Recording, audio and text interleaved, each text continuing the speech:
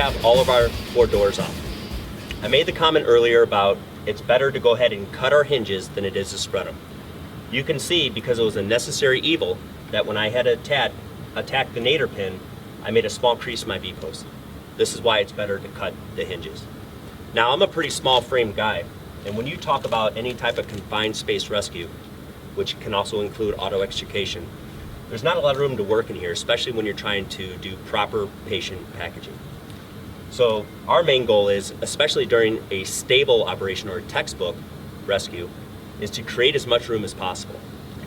So what we're going to do next is we're going to make a series of relief cuts in the C-post and the undercarriage. And then we're going to hook up a chain kit and then lift the back end.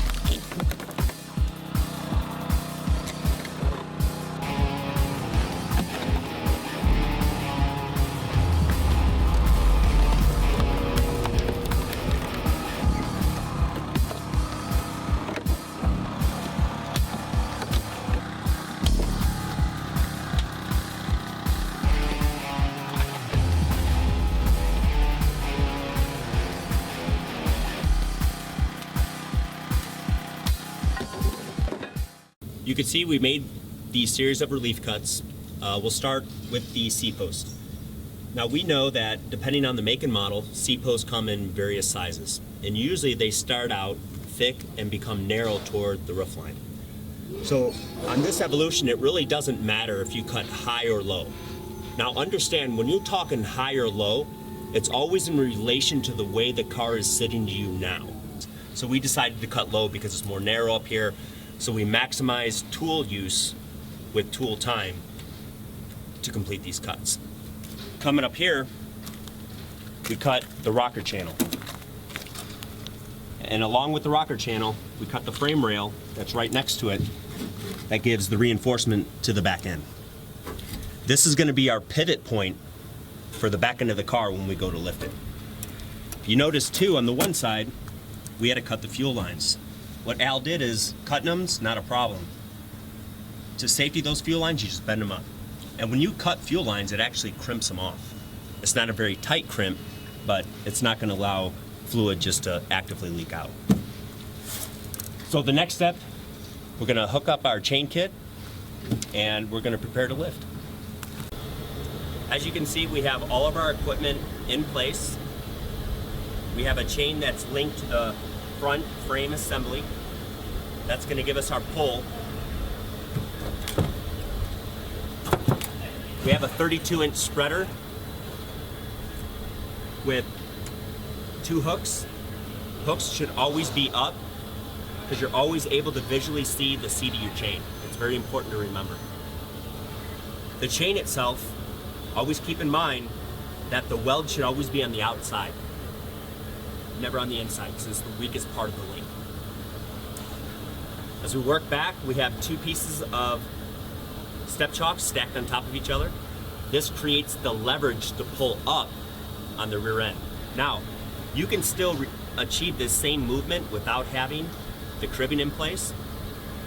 The problem with that is you use a lot of slack of your chain in order to pull the back end up, pull the back end in before popping it up. So to alleviate that, we just build it up to create that leverage. Coming back, We have our chain hooked in, hooks up, all the welds on the outside. We have the chain wrapped around the bumper cylinders, and we have a safety strap in place. Now this safety strap is critical. You're not going to achieve this movement on one throw of your spreader, even using the 32-inch spreader. It takes two. So what happens is when you get that pitch, and I have no slack in my chain, one throw of the spreader is going to get me to about 20 to 30 degrees. The safety strap, you break it, you tighten it, which allows everything to stay in line. You keep the pitch, you're able to readjust your chains, and then close your spreader again. Now, the anatomy of the car actually helps us with this evolution. Our relief cuts are cut directly in front of the gas tank. That's our pivot point. So it never is going to compromise the gas tank itself during this whole evolution. So that's another critical thing to remember about those relief cuts. Always in front of the gas tank. Now, you'll notice this is a front-wheel drive vehicle.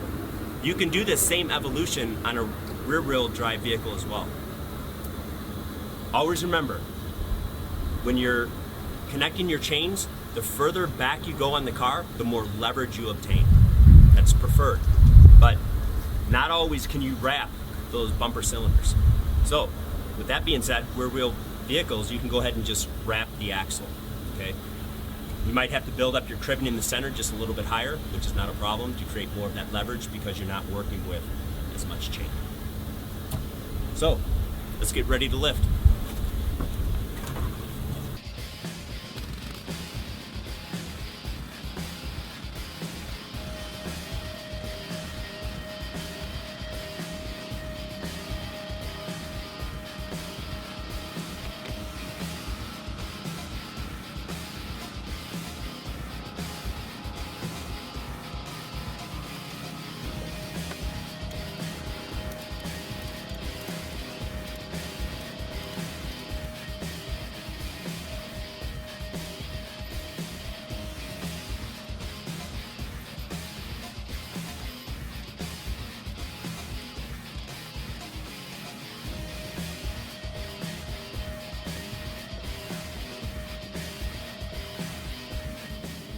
As you can see, we have our finished product. We have our chain still in place, our safety strap secured. We have almost a 90-degree tilt of the back end. So if we come around, we could see all the valued extra space we have to work. But this is where I like to stress. This evolution is a great fundamental builder. You can't achieve this without doing the proper relief cuts and proper placement of your spreader. With that being said, I want to thank you for viewing this video, and always remember the cardinal rule: be safe.